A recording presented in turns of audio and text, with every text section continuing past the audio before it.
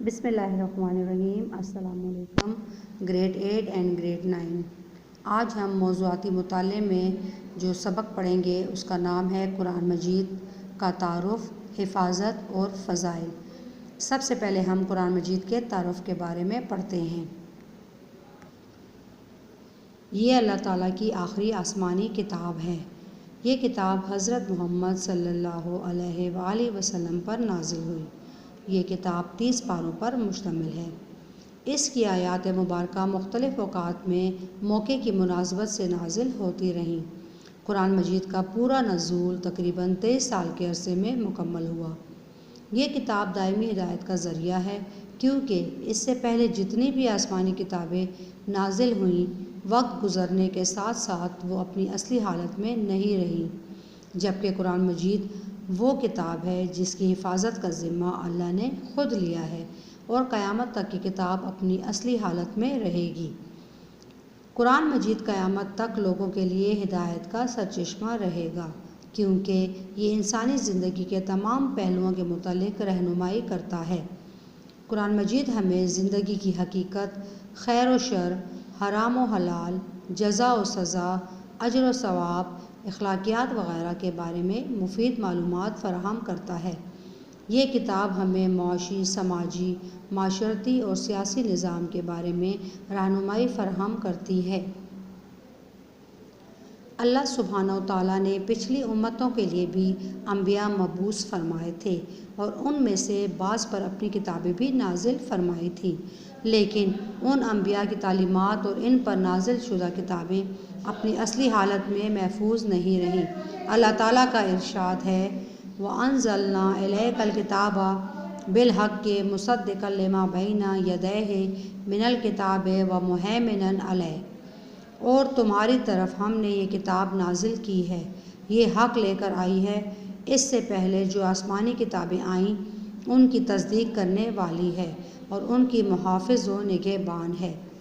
قرآن مجید کو پچھلی کتابوں کے لیے مہیمن کہنے کا مطلب یہ ہے کہ ان کتابوں میں جو تعلیمات اور عقائد اپنی اصلی حالت میں محفوظ نہ رہ سکے، انہیں قرآن مجید نے اپنے اندر از سر نو یعنی نئے سرے سے بیان کر کے محفوظ کر دیا ہے۔ یہی وجہ ہے کہ قرآن پاک کی تعلیمات پر پورے اطمینان سے ہر زمانے میں عمل کیا جا سکتا ہے۔ قرآن کریم انسانی زندگی کے تمام پہلوؤں کے متعلق رہنمائی کرتا ہے۔ اس میں انسان کی آخرت کی زندگی کے متعلق بھی تفصیلی معلومات ہیں، اور اس زندگی کی اہمیت کو نہایت پرتاثیر انداز میں بیان کیا گیا ہے۔ قرآن پاک انسان کی انفرادی زندگی، اس کے اجتماعی و معاشرتی حقوق و فرائض، اخلاقی رویوں کے متعلق جامع تعلیمات پیش کرتا ہے۔ غرض قرآن کریم انسانی زندگی کے تمام پہلوؤں کے بارے میں ضروری معلومات اور رہنمائی کا خزینہ ہے، اور اس میں وہ تمام باتیں وضاحت سے بتا دی گئی ہیں جن کا جاننا انسان کے لیے ضروری ہے۔ حق کے جاننے کا انسان کے پاس کوئی دوسرا ذریعہ نہیں۔ اس کے بعد آ جاتا ہے قرآن کی حفاظت۔ قرآن پاک اللہ تعالیٰ کی آخری آسمانی کتاب ہے۔ اس کے بعد کوئی اور آسمانی کتاب نہیں آئے گی۔ قیامت تک لوگوں کے لیے سرچشمہ ہدایت رہے گی، اور قیامت تک بحفاظت رہے گی۔ اللہ تعالیٰ فرماتے ہیں کہ بے شک یہ قرآن ہم نے نازل کیا ہے، اور ہم خود ہی اس کے محافظ ہیں۔ قرآن پاک کی جمع و تدوین 3 ادوار پر مشتمل ہے، جو کہ ہمارے پاس یہ ہیں۔ پہلا آ جاتا ہے، پہلا دور جو ہے عہد رسول صلی اللہ علیہ وآلہ وسلم کا ہے۔ حضور صلی اللہ علیہ وآلہ وسلم نے حکم الہی کے مطابق قرآن کی تدوین کا اہتمام فرمایا۔ جب کوئی سورت یا آیات نازل ہوتیں تو حضور صلی اللہ علیہ وآلہ وسلم خود کاتبان وحی سے فرمایا کرتے تھے کہ اس حصے کو فلاں سورت کے شروع میں، آخر میں یا درمیان میں درج کرو۔ اس طرح حضور صلی اللہ علیہ وآلہ وسلم کی موجودگی میں قرآن مجید کی جمع و تدوین ہوئی۔ اس تدوین کو تدوین توفیق کہتے ہیں۔ اس کے علاوہ جو وحی نازل ہوتی تھی، صحابہ رضی اللہ تعالیٰ عنہ میں سے اکثر اس کو زبانی یاد کرتے تھے، اس طرح عہد رسول صلی اللہ علیہ وآلہ وسلم میں بہت سے حافظ قرآن موجود تھے۔ قرآن کے نسخوں کو محفوظ کرنے کے لیے آپ صلی اللہ علیہ وآلہ وسلم نے مسجد نبوی میں ایک صندوق رکھا ہوا تھا۔ عہد صدیقی، حضرت ابوبکر رضی اللہ تعالیٰ عنہ کے عہد میں جنگ یمامہ واقع ہوئی۔ اس جنگ میں بہت سے کاتب وحی اور حفاظ قرآن شہید ہوئے، تو حضرت عمر رضی اللہ تعالیٰ عنہ نے ابوبکر رضی اللہ تعالیٰ عنہ کو مشورہ دیا کہ کاتبان وحی اور حفاظ قرآن کی تعداد کم ہوتی جا رہی ہے، لہٰذا بہتر یہی ہے کہ قرآن کے نسخوں کو ایک جگہ جمع کر کے ضبط تحریر میں لایا جائے۔ ابوبکر رضی اللہ تعالیٰ عنہ نے اس کام کے لیے حضرت زید بن ثابت کا انتخاب کیا، جو حضور صلی اللہ علیہ وآلہ وسلم کے دور میں کاتب وحی بھی رہ چکے تھے۔ حضرت زید رضی اللہ تعالیٰ عنہ نے پورے اہتمام کے ساتھ قرآنی صحیفے کو مرتب کیا اور پھر اس کو ابوبکر رضی اللہ تعالیٰ عنہ کے حوالے کر دیا۔ ابوبکر رضی اللہ تعالیٰ عنہ کے بعد یہ صحیفہ عمر رضی اللہ تعالیٰ عنہ کے پاس رہا اور ان کی وفات کے بعد یہ صحیفہ حضرت حفصہ کے پاس رہا۔ عہد عثمانی، حضرت عثمان رضی اللہ تعالیٰ عنہ کے عہد میں مختلف ممالک اور علاقوں کے لوگ مشرف با اسلام ہونے لگے، یعنی کہ اس دائرہ اسلام میں داخل ہونے لگے۔ ان لوگوں میں عربی زبان والے بھی شامل تھے اور غیر عربی زبان والے لوگ بھی شامل تھے۔ حضرت حذیفہ نے حضرت عثمان رضی اللہ تعالیٰ عنہ کو مشورہ دیا کہ چونکہ اسلام پوری دنیا میں پھیل رہا ہے اور ہر علاقے کی اپنی اپنی زبانیں ہیں، تو کہیں ایسا نہ ہو کہ قرآن کے تلفظ میں فرق آ جائے، لہٰذا بہتر یہی ہے کہ قرآن کے اصل مسودے کا بیان بنا کر مختلف ممالک میں روانہ کر دیے جائیں تاکہ قرآن اپنی اصلی حالت میں موجود رہے۔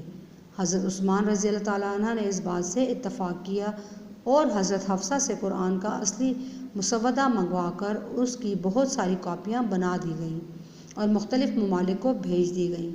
اس طرح قرآن پاک کے نسخے ساری دنیا میں پہنچ گئے اور آج تک قرآن اپنی اصلی حالت میں موجود ہے اور قیامت تک اسی حالت میں موجود رہے گا۔ اب آ جاتے ہیں ہم قرآن پاک کے فضائل کی طرف۔ فضائل قرآن، قرآن کریم کی عظمت اور فضیلت کو سمجھنے کے لیے یہ ایک آیت ہی کافی ہے۔ اے لوگو، یقیناً تمہارے پاس تمہارے رب ہی کی طرف سے ایک خاص پیغام نصیحت آ گیا ہے، اس میں تمام بیماریوں کے لیے شفا اور عافیت کا سامان موجود ہے، جو سینوں میں ہو اس میں ہدایت اور رحمت ہے۔ قرآن مجید اول سے لے کر آخر تک نصیحت ہے جو لوگوں کو بری باتوں سے روکتا ہے، معرفت الہی اور رضائے خداوندی کا راستہ بتاتا ہے اور اپنے ماننے والوں کو دنیا اور آخرت میں رحمت کا مستحق قرار دیتا ہے۔ حضرت عمر فاروق رضی اللہ تعالیٰ عنہ فرماتے ہیں، بلا شبہ پروردگار عالم اس کتاب الہی کے ذریعے بہت سی قوموں کو جو اس پر عمل نہیں کرتے ذلیل و خوار کرتا ہے اور بہت سے لوگوں کو عزت اور سربلندی عطا فرماتا ہے۔ حضور صلی اللہ علیہ وآلہ وسلم کا ارشاد ہے، اللہ تعالیٰ نے زمینوں اور آسمانوں کی تخلیق سے 1000 سال قبل سورہ طٰہٰ اور سورہ یاسین کی تلاوت فرمائی۔ جب فرشتوں نے اس کلام الہی کو سنا تو کہا کہ مبارک ہوں وہ سینے جو اس کو محفوظ کریں گے اور مبارک ہو وہ زبان جو اس کو پڑھنے لگے گی۔ اب فضائل قرآن درج ذیل ہیں۔ سب سے پہلے ہمارے پاس آتا ہے سکنیت، یعنی کہ تسکین۔ حدیث میں ہے کہ گھروں میں جس گھر میں بھی اکٹھے ہو کر تلاوت کریں اور درس و تدریس میں مصروف رہیں گے تو وہاں پر خاص سکنیت نازل ہوگی اور ان کو اللہ کی رحمت ڈھانپ لے گی اور فرشتے ان کو اپنے گھیرے میں لے لیں گے اور اللہ تعالیٰ اپنے پاس والوں کے سامنے ان کا تذکرہ کریں گے۔ پھر آ جاتا ہے معمور۔ ارشاد ہے کہ قرآن مجید سے گھر معمور ہوتے ہیں۔ حدیث میں ہے کہ اس مقام کو جس میں قرآن کریم کی تلاوت نہ کی جائے قبر کے درجے میں شمار فرمایا ہے۔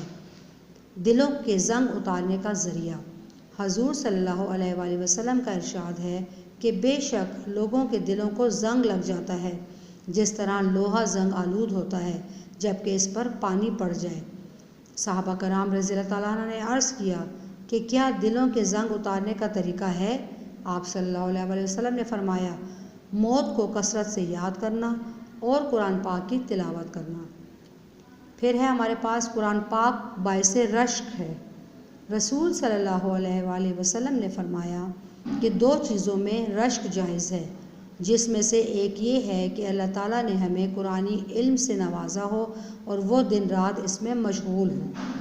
حضور صلی اللہ علیہ وآلہ وسلم نے فرمایا، قرآن کریم کے حروف اور معنی میں کمال حاصل کرنے والا مقرب فرشتوں کی مجالس میں داخل کیا جائے گا۔ تعلیم قرآن کی فضیلت۔ جو مسلمان مسجد میں بوقت صبح 2 آیات کی تلاوت کرتا ہے، اس کا ثواب بارگاہ الہی میں 2 اونٹوں کے صدقے سے زیادہ ہے۔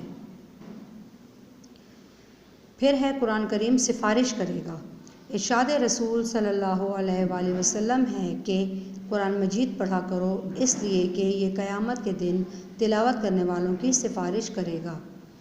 پھر ہے قرآن کریم بادل کی طرح سایہ کرے گا۔ قرآن کریم کی بعض صورتیں تلاوت کرنے والوں کو عذاب سے بچانے کی خاطر قیامت کے دن اس طرح جھک جائیں گی جیسے بادل یا پرندوں کا جھنڈ۔ تلاوت قرآن کرنے والے کبھی گمراہ نہیں ہوں گے۔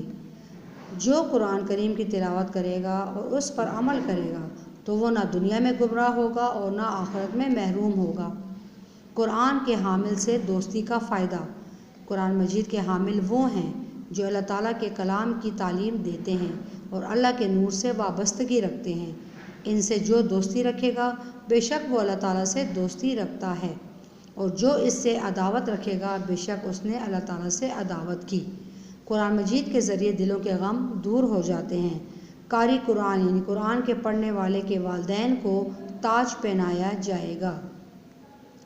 عزیز طلباء و طالبات، امید ہے کہ آپ نے اس سبق کو اچھی طرح سمجھ لیا ہوگا۔